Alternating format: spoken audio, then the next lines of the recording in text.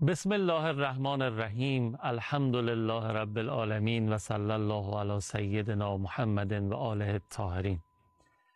سلام خدا به وجود نازنین، نور چشم، میوه قلب، پاره تن و روح ما بین دو پهلوی حضرت سید الانبیا، یعنی وجود نازنین حضرت فاطمه زهرا سلام الله علیها. سلام به همه شما هم نفسای یاد خدا. الهی که خوب باشین. خیلی خوش آمدین به این نوبت از برنامه یاد خدا که هم یاد خدا درش جریان داره، هم یاد حبیبه خدا و خانم فاطمه زهرا سلام الله علیها. با افتخار خدمت شما هستیم و این برنامه هم خدمت استاد کفیل عزیز. بعد از فاصله که میگیریم و برمیگردیم در این مکان مقدس که امامزاده ابراهیم و امامزاده محمد علیهم السلام هست در شهر مقدس قم، گفتگومون رو تقدیم شما خواهیم کرد. با افتخار بفرمایید. اللهم صل علی محمد و آل محمد و عجل فرجهم. سلام علیکم و رحمت الله. آقای کفیل عزیز خیلی خیلی خوش آمدین. قبول باشه. سلام علیکم و رحمت الله و برکاته. خدا کنه پیوسته مشمول رحمت و برکات حضرت حق باشیم. الهی خدا دهنده است. خدا کنه ما گیرنده های باهوشی باشیم، رسیورامون گیرنده همون تنظیم باشه. خدا کنه. بعضیا تو عالم خیلی زرنگن. این حدیث کسا انصافا حدیث قشنگیه.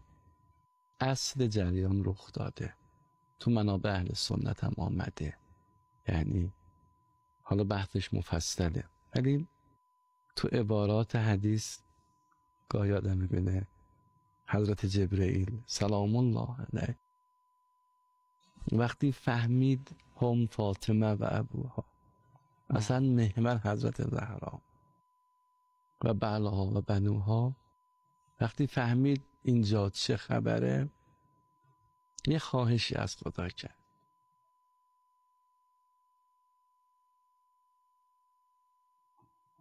به خدا گفت اتأذن لی یا رب ان اهبط الی الارض لاکون معهم سادسا.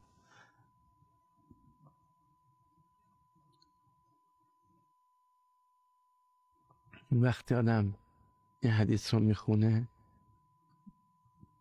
میگه اگه جبرئیل شد خوب میدونست چیکار باید بکنه. بی خود این همه ملک جبرئیل ملک مقرب، بی خود بین میلیاردها ملک شاید خیلی بیشتر ای جایگاه ویژه پیدا نمیکنه. جانم این زیرکه، این تعبیری زرنگه. این وقتی میفهمه اینجا چه خبره دیگه به تعبیری تو درگاه الهی زانو میزنه، به خدا میگه یا رب، خدای رب منی، تربیت کننده منی، به تعبیری ما هم شاگرد توییم، به ما اجازه بده منم برم کنار اینا. فهبت الامین جبرائیل. یعنی عملا ما وقتی فهمیدیم زانو بزنیم. آره حال خوشتون منو نه اصاف یاد این حرف انداخت که فرشته وحی فهمید چه خبره که اجازه میگرفت و وارد اون خونه میشد. بعدا با حالا مردمی که نفهمیدن چه خبره و بدون اجازه وارد شد. بد کرد. تو تربیتمون تمام دغدغه‌م تو زندگی یه کلمه باشه.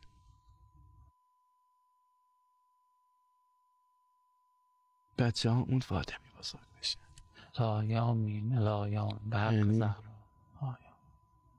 اگه میخوایم خونمون، بچه هامون، زندگیمون رشد داشته باشه، پیشرفت داشته باشه، به جایی برسیم، فقط زانو زدنه، فقط سفره نشینی این خانه بود و محور این خانه زهرای من. مگه میشه تو عالم کسی بگه من مسلمانم، من بنده خدام، من موحدم، من اهل کتابم و سفره نشین این سفره نباشه؟ مگه میتونه برسه؟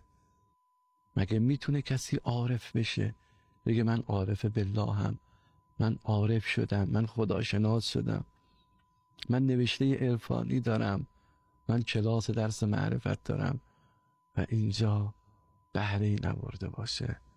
اساس عالم حضرت زهراست، نگاه خداوند متعال، نگاه نبی خاتم، نگاه تمام اهل بیت مادرشون حضرت زهراست. و واقعا خدا کنه خدا کنه خدا کنه منم خودم چون اهل عمل نیستم دارم پر حرف میکنم. واقعش اینه که تو زندگیمون حدس میزنم حضرت زهرا کم رنگ، حدسم اینه که هرچه میگیم باز خیلی خیلی خیلی بیشتر میتونیم از این نور، از این انوار مقدس بهره ببریم انشاءالله. انشاءالله. حضفا همه کمی طول کشید، اختیار داریم از کسی بهره بگیریم که امام زمان از او بهره میگیره. سلام الله. ایشون وقتی میفرمایند که خودشون نقطه کانونی خلقتن، میفرمایند دختر رسول خدا برای من اسوه و الگوست، دیگه ما چی باید بگیم؟ خیلی این خیلی عجیبه. باز پدر بزرگوارشون امام حسن عسکری سلام الله علیه و امنا فاطمه حجت الله علینا، این معنی حجت رو باید اهل معرفت توضیح بدن. من حقیقتا سوادش ندارم ولی حدیث خیلی حدیث سنگینیه. نحن حجج الله علی خلقه و امنا فاطمه حجت الله علینا. یه بحث معرفتی خیلی سنگینی داره که بعضی برداشتشون از حدیث اینه که فاصله خلق با امام فاصله امام است با فاطمه. الله. یعنی چیست واقعا زهرای مرزی؟ اینجا میرسه که نویسنده بعد از کلی مطالعات و کنکاش و تأمل و تفکر به این نتیجه میرسه که فاطمه فاطمه است دیگه. چیزی دیگه انگار خیلی نمیشه گفت. عجیبه واقعا وجود مقدسه و مطهرشون. آره انشاءالله که ما بیش از پیش محبتشون رو، معرفتشون رو درک بکنیم و بیش از پیش در خونهشون باشیم، از در خونه ایشون و همسر و بچه ها و پدرشون جای دیگه نریم. انشاءالله به دعای امام زمانمون تربیت شده این مکتب و این خانواده باشیم برای آخرین فرزند معصومش. با این امید و آرزو بریم یه فاصله دوستانمون بگیریم و برگردیم و مفصل بپردازیم به بحثمون. بفرمایید. خب خیلی ممنونم که دارید دل میدید به برنامه خودتون. برنامه گذشته خاطر شریفتون باشه به اینجا ختم شد که خب حالا که مقصد و مقصود مشخصه، خود حضرت وجود نازنین حضرت زهرا سلام الله علیها برای ما ترسیم کردن و اهل بیت سلام الله علیهم اجمعین که حاکمیت دین خدا و یاریگری دین خداست. ما در این مسیر چطور باید قدم برداریم؟ ما الان توی مملکتمون هر کسی تو شهرش، روستاش، دیارش، کوچه، محله، شغلش، جایی کار میکنه، تو خانواده‌اش، تو هر کسی هر نقشی رو که داره ایفا میکنه، هر جایگاهی که داره، ما الان چطور جای کفیل عزیز میتونیم یاریگر دین خدا باشیم؟ بسم الله. ببینید ما گاهی در معرفت توقف میکنیم. به تعبیری میگیم من ما ولم یعرف امام زمانه‌ای ما میتتن جاهل. به تعبیر ارادت اینه به مرگ جاهلی از دنیا نری، امام تو بشناس. خب امام رو میشناسم. گاهی ما فقط معرفت نسبی هم نداریم، جامع کبیره هم میفهمیم در حدمون، کتاب الحجه کافی هم خوندیم و فهمیدیم، جایگاه امام، نقش امام، اوصاف امام، اینو خوب فهمیدیم. معرفت مقدمه حرکته. من به دنبال معرفت 3 گام جدی دیگه داریم. یعنی در معرفت نباید توقف کرد. افرادی شناختشون خوب بوده، کم هم نبودن.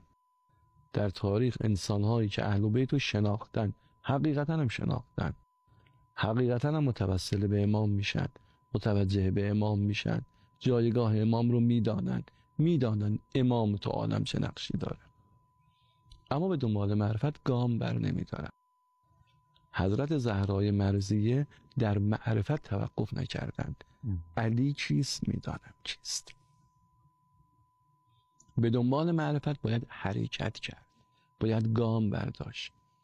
ببینید به ما نگفتن امام تو فقط بشناس، گفتن امام تو شناختی؟ خب به دنبالش چیکار کنم؟ افضل الاعمال انتظار الفرج. حرکت کن. احب الاعمال الی الله عز وجل انتظار الفرج. به دنبال معرفت باید گام برداری.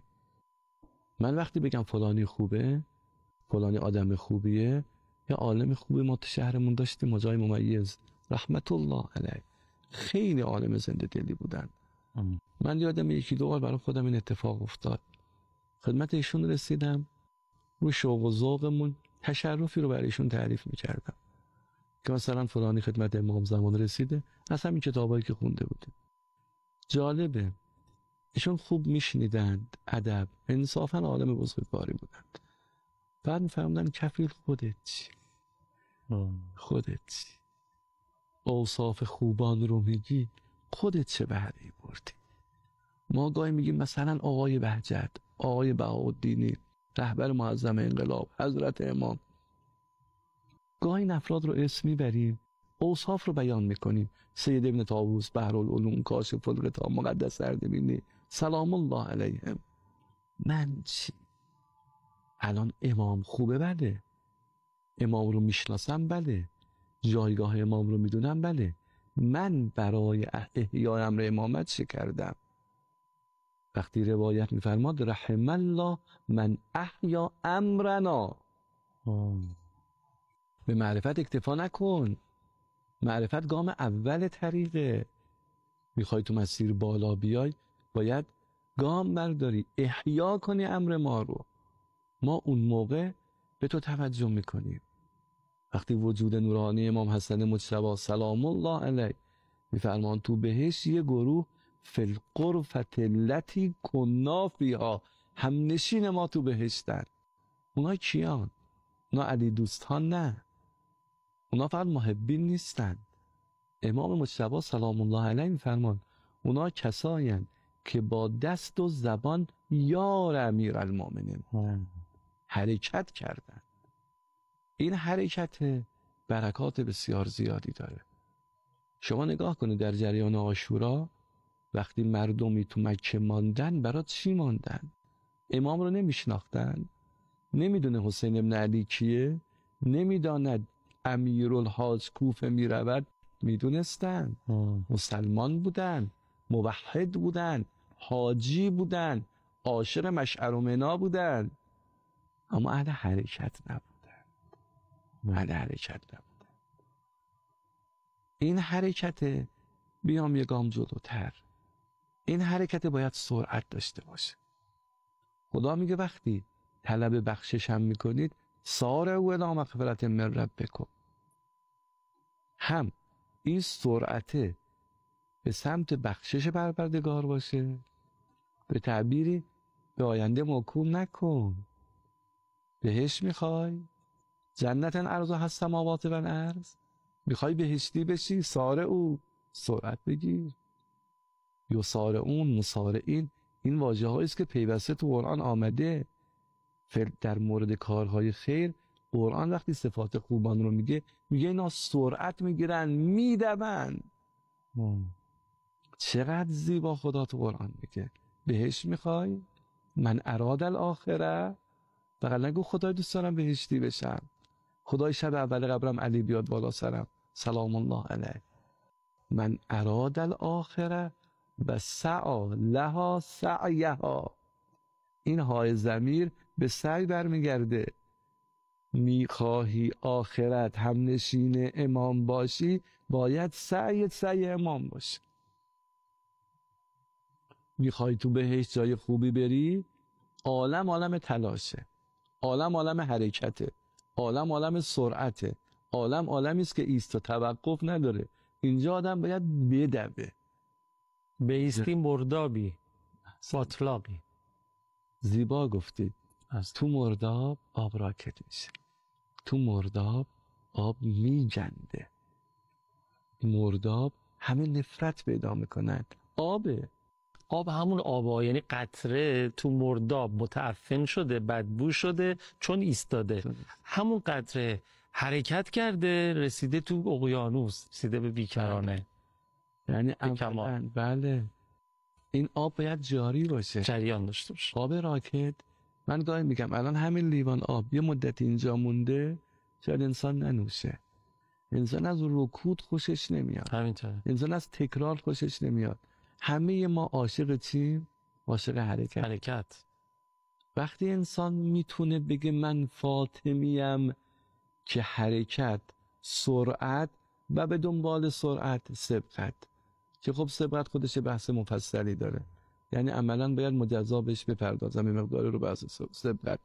الان همین سگامی که اشاره شد تا بعد به نتیجهش هم برسیم به دنبال سبقت، بعد اشاره کنم که نتیجهش چی میشه. ما واقعا یه مقداری جامعهمون رو تو یا حسین گفتن متوقف کردیم. یعنی چی؟ یعنی ما مثلا برای جامعهمون اینو تبیین کردیم که هر آنچه میگویی یا حسین تو را بس است. اگه شما یا زهرا میگید یا فاطمه میگید، ببینید تو مقام سلام میگن سلام یعنی تسلیم، سلام ما به همدیگه تحیت و دروده. ولی وقتی به امام سلام میکنی یعنی تسلیم شما. وقتی میگی تسلیم شما یعنی خواسته شما رو بر خواسته خودم ترجیح میدم. ما الان تصورمون اینه انسان فاطمی کسی است که بسیار بگوید یا فاطمه، و در این یا فاطمه گاهی توقف میکنیم. بله گاهی یا فاطمه گفتن ما احیاء امر حضرت زهراست، منم تسلیمم، منکر نمیخوام بشم. ما تو هیئتمون تو عزاداریمون داریم با یا حسینمون احیا میکنیم، این هم خودش فضیلته.